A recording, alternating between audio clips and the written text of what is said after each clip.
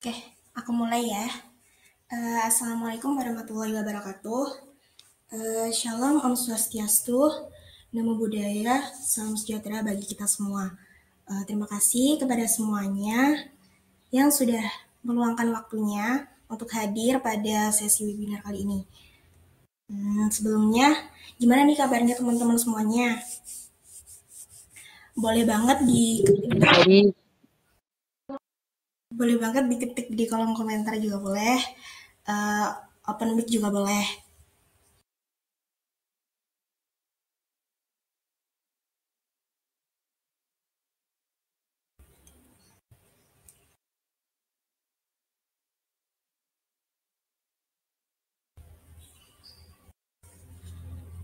Oke, aku harap semuanya baik, semuanya sehat, tetap semangat dalam menjalani aktivitasnya, termasuk mengikuti webinar kali ini ya teman-teman.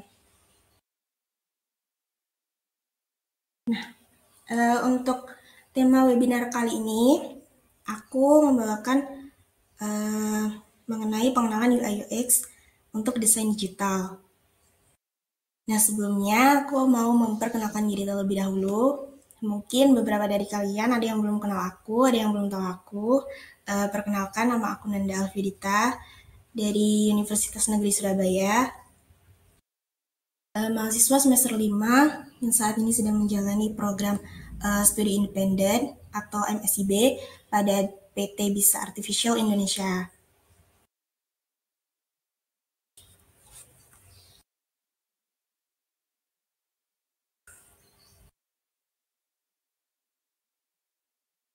Oke, untuk pembahasan kita ada beberapa poin yang akan kita bahas nanti. Yang pertama ada definisi UI UX, kemudian ada pentingnya UI UX, lalu ada prinsip dasar UI UX, kemudian ada komponen UI dan juga perancangan UX. Ini nanti kita bahas satu persatu, mulai dari definisi UI UX terlebih dahulu. Oke. Nah, apa sih UI UX itu?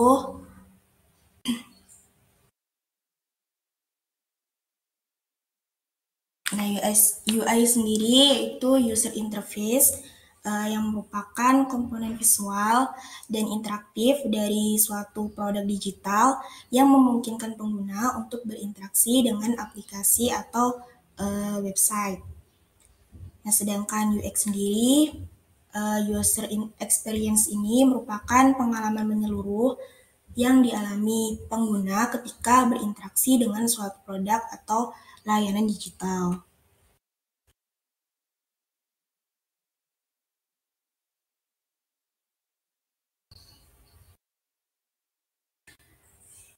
Kemudian apa sih yang membedakan keduanya? Jadi ada beberapa yang membedakan UI UX ini itu terletak pada fokus serta tujuannya dalam proses desain. Nah, yang pertama itu ada fokus utamanya. Kalau UI ini fokusnya pada tampilan visual dan interaksi langsung pengguna dengan suatu produk digital.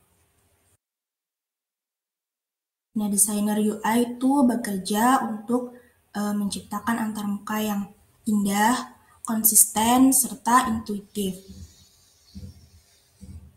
Dengan memastikan bahwa elemen-elemen seperti tombol, icon, warna, tipografi, layout itu dapat membantu pengguna dalam berinteraksi dengan aplikasi atau website.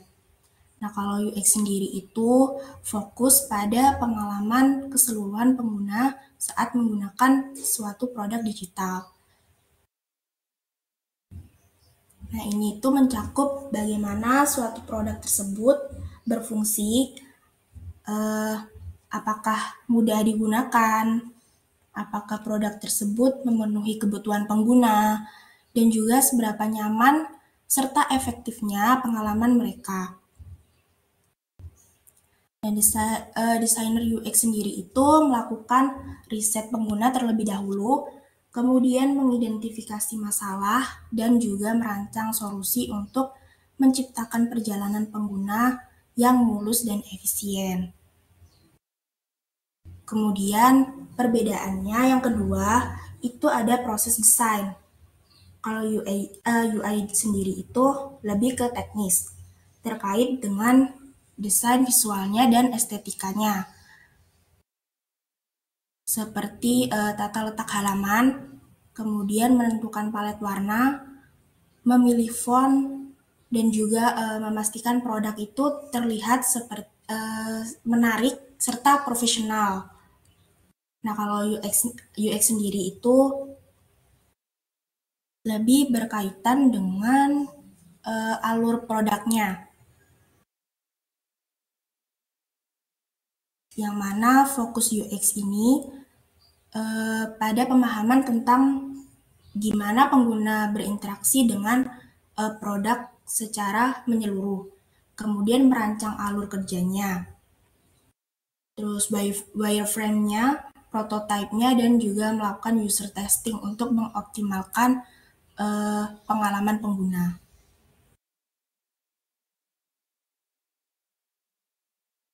Kemudian perbedaan yang ketiga terletak pada tujuannya. UI sendiri bertujuan agar memastikan produk tersebut mudah dilihat serta mudah digunakan secara visual. Nah, UI ini mendukung fungsionalitas produk dengan menampilkan elemen-elemen yang menarik. Kalau UX sendiri bertujuan untuk memastikan pengguna ini merasa nyaman saat menggunakan suatu produk.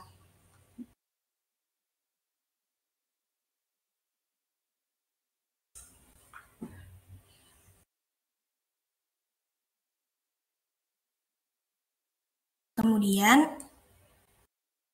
poin yang kedua, apa sih pentingnya UI UX itu untuk desain digital? Nah, di sini ada beberapa poin yang akan kita bahas, yang akan kita kupas satu persatu. Yang pertama ada pentingnya UI UX untuk meningkatkan kepuasan pengguna.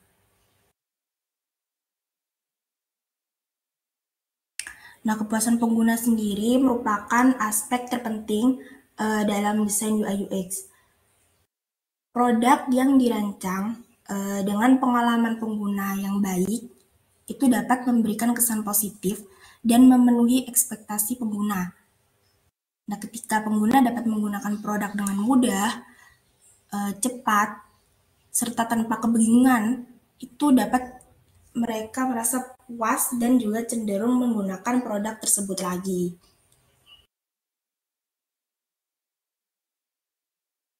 Contohnya,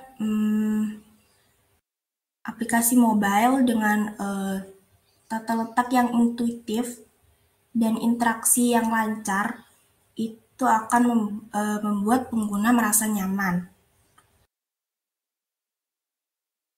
Di mana penggunaan tombol yang mudah dijangkau, kemudian masih jelas, lalu visualnya menarik, itu dapat menciptakan pengalaman yang menyenangkan bagi pengguna. Kemudian yang kedua, itu meningkatkan retensi pengguna.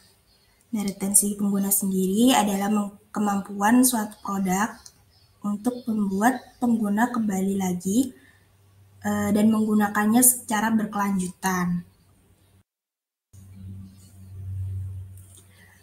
Nah, UI UX yang baik memastikan bahwa pengguna itu dapat dengan mudah mencapai tujuan mereka tanpa merasakan frustasi.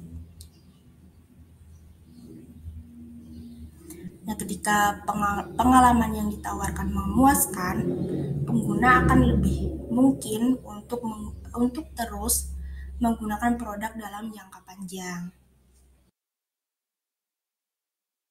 Contohnya aplikasi e-commerce dengan UX yang mulus, dengan perjalanan pengguna yang mulus, seperti proses checkout-nya yang mudah dan sederhana, tidak rumit, itu akan membuat pengguna merasa nyaman dan cenderung kembali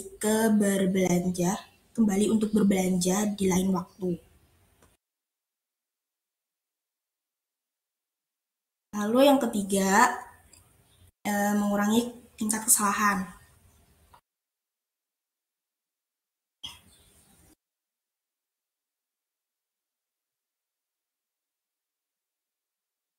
Nah, desain UI UX yang baik mampu mengurangi tingkat kesalahan yang dilakukan pengguna saat berinteraksi dengan aplikasi atau situs web.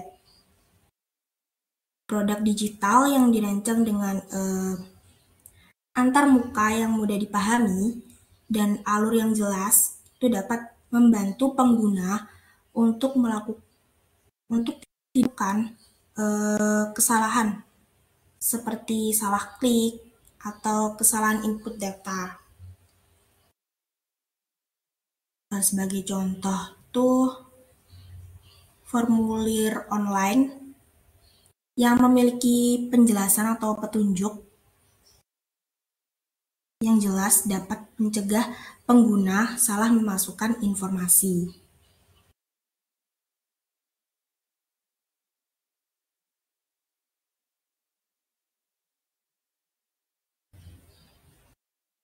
Kemudian yang keempat, meningkatkan aksesibilitas. Aksesibilitas ini berarti produk itu harus bisa digunakan oleh semua orang, termasuk mereka yang memiliki keterbatasan fisik.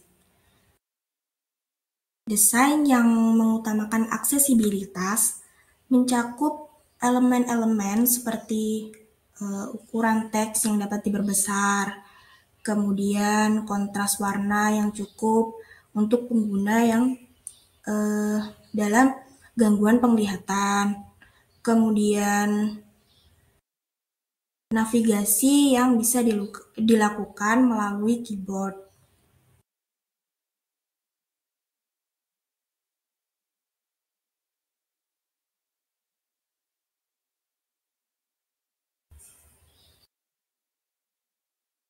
Lalu yang kelima, ada meningkatkan efisiensi pengguna. Nah, efisiensi pengguna ini berarti pengguna dapat menyelesaikan tugas mereka dengan cepat dan tanpa hambatan.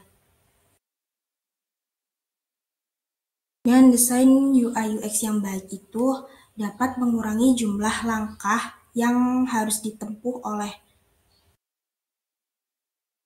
pengguna untuk mencapai tujuan mereka, serta membuat navigasi di dalam aplikasi atau menjadi lebih mudah dan cepat. Contohnya itu aplikasi dengan fitur pencarian yang efisien memungkinkan pengguna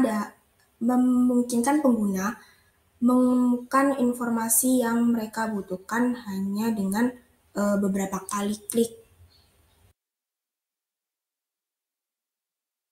Begitu juga dengan desain yang responsif, di mana pengguna ini dapat beralih antar halaman atau fitur tanpa mengalami jeda waktu yang mengganggu.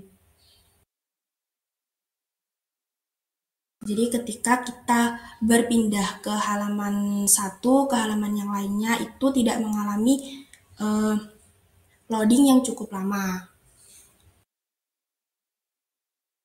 Kemudian yang keenam, itu ada mengurangi frustasi pengguna.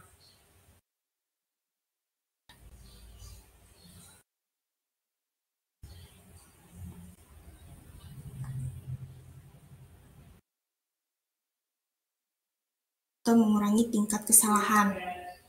Nah, desain UI UX yang buruk itu seringkali menyebabkan frustasi bagi pengguna, terutama jika produk tersebut sulit dipahami atau digunakan.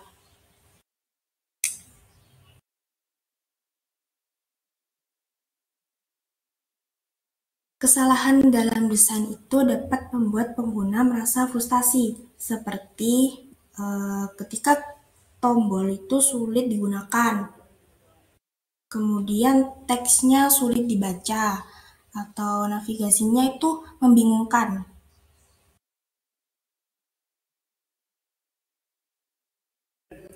Nah, hal-hal ini itu dapat mengakibatkan pengguna meninggalkan produk tersebut dan beralih ke alternatif yang lain.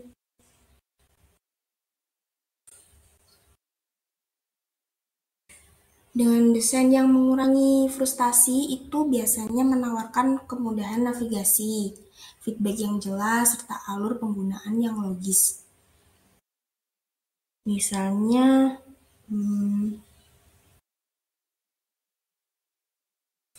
pada aplikasi pemesan makanan, jika pengguna dapat memesan makanan hanya dalam beberapa kali klik, tanpa harus melalui langkah-langkah yang membingungkan, itu mereka akan merasa lebih puas dan cenderung menggunakan aplikasi tersebut lagi.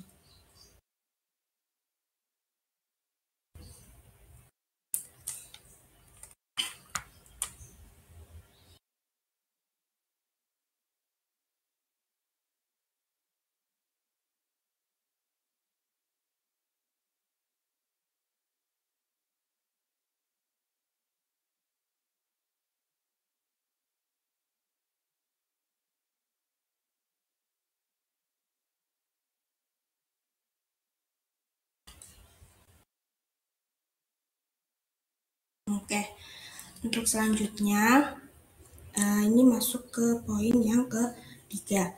Pembahasan yang ketiga yaitu prinsip dasar UI UX. Ini ada 10. Yang pertama ada konsistensi. Nah, apa sih konsistensi sendiri itu?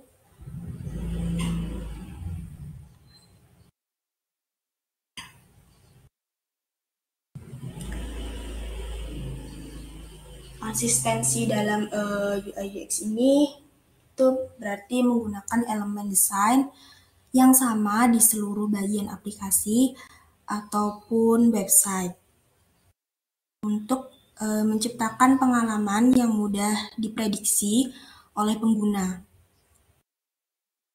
Sehingga pengguna itu merasa nyaman ketika mereka tahu di mana menemukan tombol tertentu, kemudian bagaimana navigasi itu bekerja, atau bagaimana teks itu ditampilkan.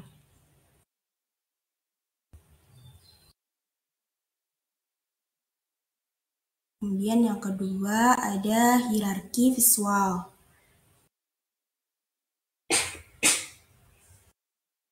Hierarki visual itu cara mengatur elemen-elemen pada sebuah halaman sehingga pengguna itu tahu elemen mana yang paling penting dan mana yang bisa diperhatikan kemudian.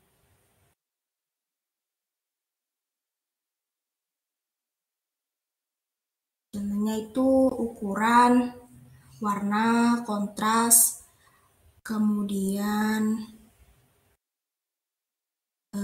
posisi itu digunakan untuk menekankan elemen penting. Misalnya judul utama itu akan lebih besar dan menonjol dibandingkan deskripsi tambahan yang membuat pengguna itu langsung memahami poin utamanya.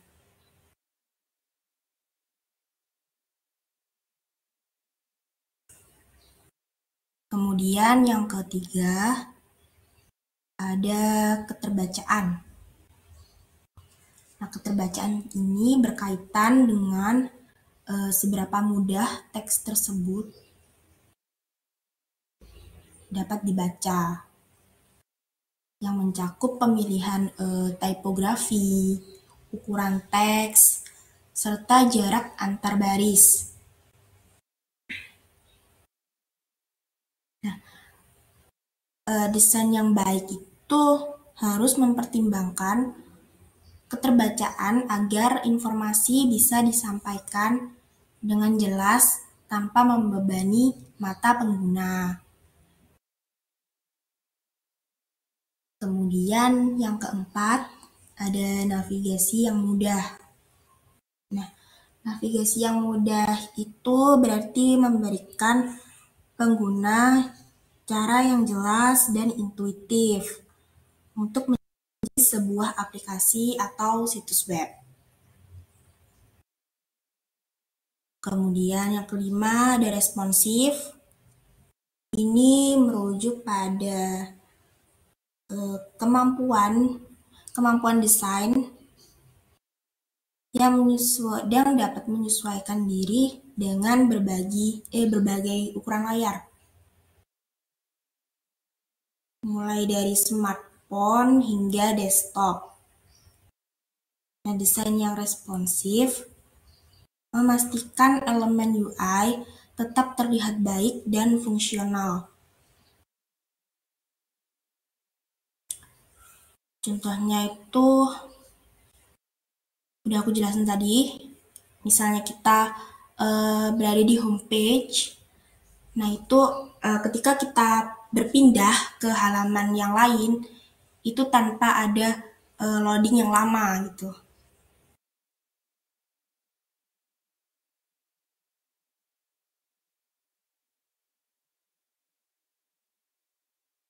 Komunikasi dari sistem kepada pengguna tentang hasil dari aksi yang mereka lakukan. Contohnya, ketika pengguna menekan tombol kirim, maka sistem akan memberikan feedback berupa pesan konfirmasi atau indikator loading yang memberitahu pengguna bahwa tindakan mereka sudah diproses gitu. Lanjut yang ketujuh,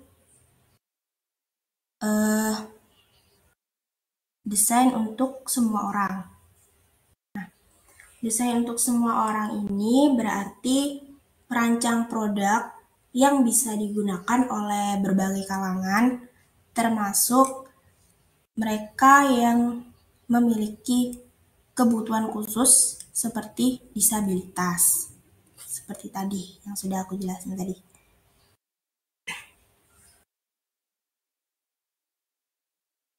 Kemudian yang ke-8 ada usability atau kegunaan. Ini merujuk pada seberapa mudah dan seberapa efisiennya sebuah produk itu dapat digunakan oleh penggunanya, yang mencakup kemudahan navigasi, kemudian seberapa cepat pengguna tersebut dapat menyelesaikan tugas mereka, dan juga seberapa intuitif desain produk tersebut. Nah, produk yang memiliki usability yang baik itu meminimalkan kebutuhan untuk pelatihan atau petunjuk tambahan. Lalu yang ke-9 ada aksesibilitas.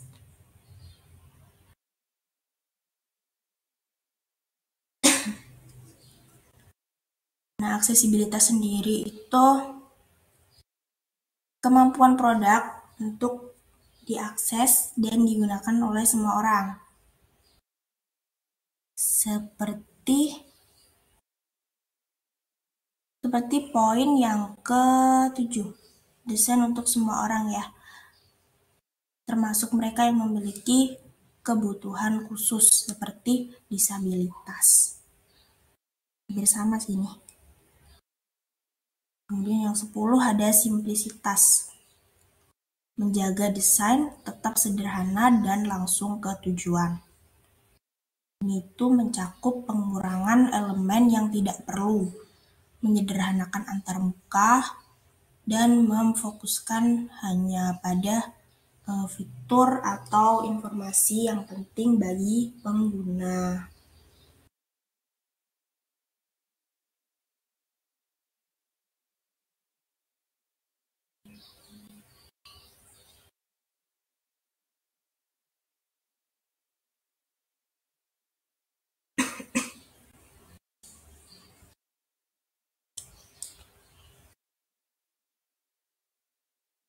Next, poin yang keempat, ada 5 komponen UI. Yang pertama, ada tata letak atau layout ya, yang merupakan bagaimana elemen-elemen dalam halaman atau aplikasi itu diatur. Contohnya itu posisi tombol, kemudian teks, gambar, dan elemen interaktif lainnya. Nah, tata letak yang baik juga itu dapat memandu pengguna dalam berinteraksi dengan produk secara efisien. Lalu yang kedua, ada warna dan kontras. Warna dan kontras ini mempengaruhi bagaimana elemen terlihat dan juga dipahami oleh pengguna. Pemilihan warna yang tepat itu dapat meningkatkan keterbacaan dan membantu menciptakan hierarki visual, serta menciptakan suasana yang tepat bagi pengguna. Lalu yang ketiga, ada tipografi. Nah, tipografi ini merupakan pemilihan font, ukuran teks, dan juga jarak antar teks. Nah, ini juga penting untuk keterbacaan dan juga suasana desain. Jika fontnya tepat,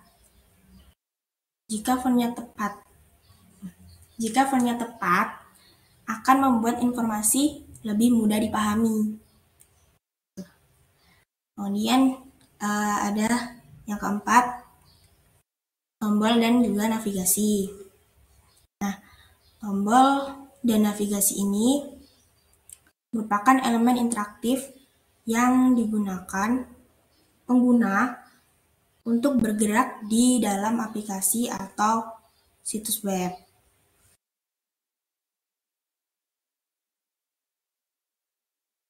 Tombol juga harus jelas dan juga intuitif, serta navigasi harus mempermudah pengguna menemukan informasi.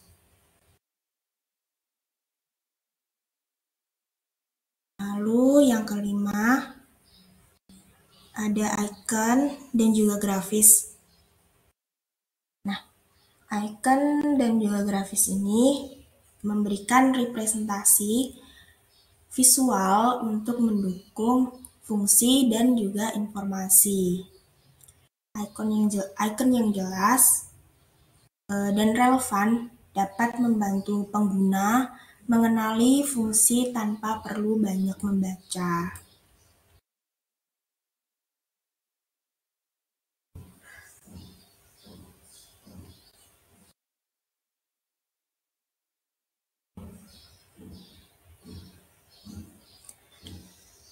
Selanjutnya, untuk pembahasan yang kelima,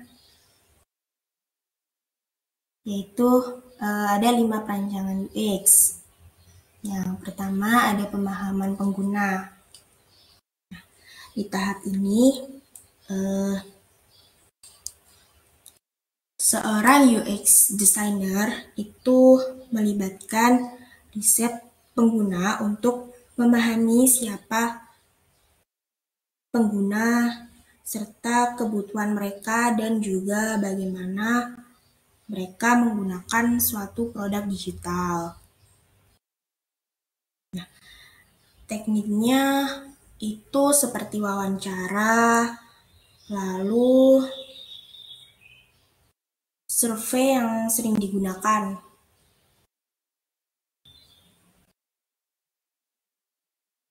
Kemudian yang kedua ada user journey. Ini pemetaan perjalanan pengguna melalui produk atau layanan dari awal hingga akhir. Dengan memahami perjalanan ini, desainer bisa mengidentifikasi hambatan atau peluang untuk meningkatkan pengalaman mereka. Lalu yang ketiga ada prototyping, pembuatan model atau simulasi produk yang mendekati produk jadi. Nah, prototype ini digunakan untuk menguji konsep dan mendapatkan masukan awal sebelum produk dikembangkan lebih lanjut.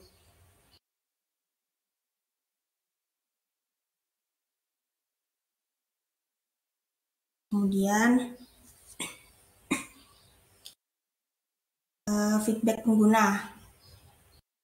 Setelah pengguna mencoba prototype, feedback atau umpan balik dari pengguna dikumpulkan untuk memahami apa yang bekerja dengan baik dan apa yang perlu diperbaiki.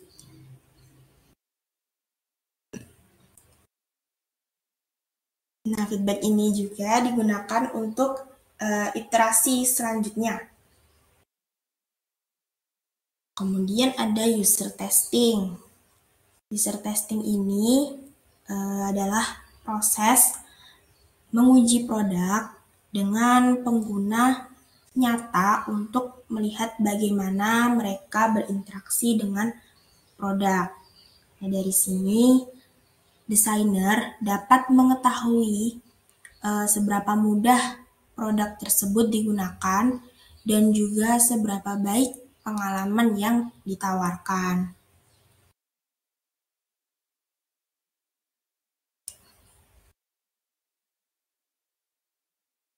Mungkin dari kalian ada pertanyaan, bisa diketik di kolom chat, nanti aku jawabin satu persatu.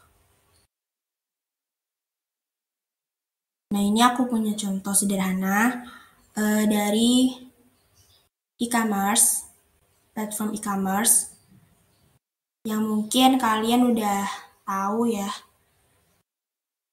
udah sering menggunakan, dan udah mahir banget kayaknya. Ini aku ambil dari e-commerce Shopee. Nah, kita bisa lihat di situ mengenai UI serta UX-nya. Dari UI sendiri, menurut kalian sendiri, itu gimana sih tampilannya? Kemudian tata letaknya. Nah, ini ada jelasin UI-nya sendiri itu tampilan visualnya menarik. Terus tata letaknya terorganisir. Kemudian teksnya mudah dibaca. Lalu ikonnya jelas. Nah, untuk UX-nya sendiri, navigasinya mungkin mudah dipahami, lalu responsif. Kemudian rekomendasi produknya, lalu fitur filternya.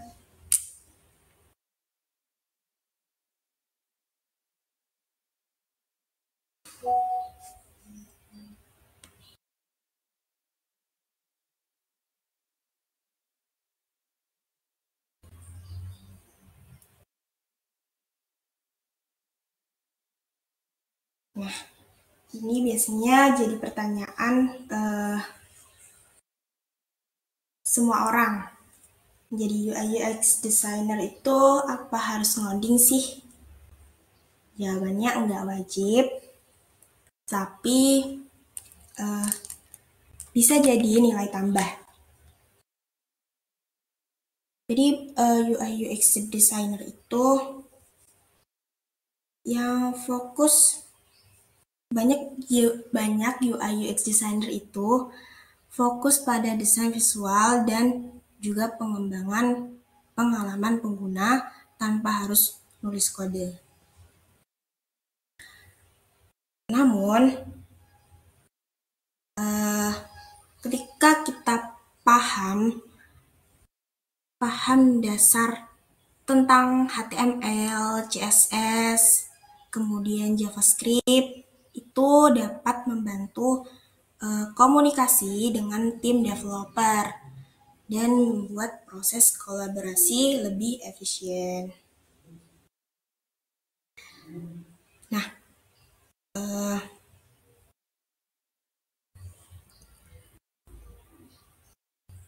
untuk tools yang digunakan pada pembuatan UI UX itu biasanya pakai Figma ataupun ada juga yang pakai wix.com. Kalian bisa search sendiri ya. Itu biasanya untuk pemula lebih efisien. Dan juga tidak perlu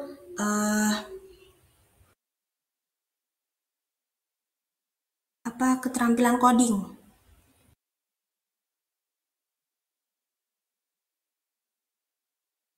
Tapi untuk desainer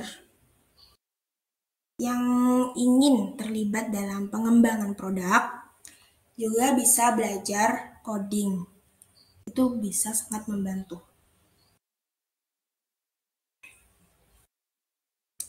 Nah, ini udah selesai belum ya? Udah. Nah, kesimpulannya bahwa UI sama UX itu sangat berbeda.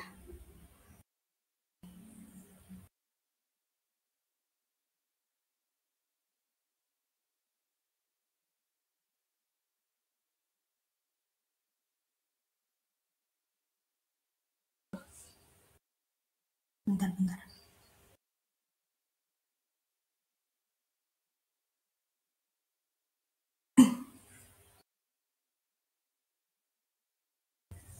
Nah, user interface atau UI itu tidak sama dengan user experience.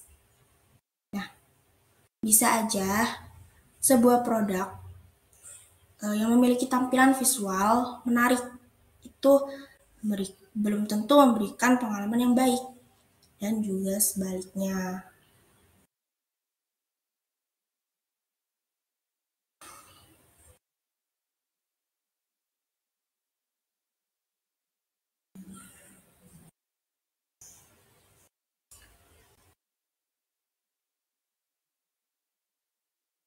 Nah, materinya udah selesai. Mungkin dari kalian ada yang mau ditanyakan lagi, boleh diketik ya di kolom chat. Nanti aku jawabin satu persatu. Aku tunggu sampai jam 11.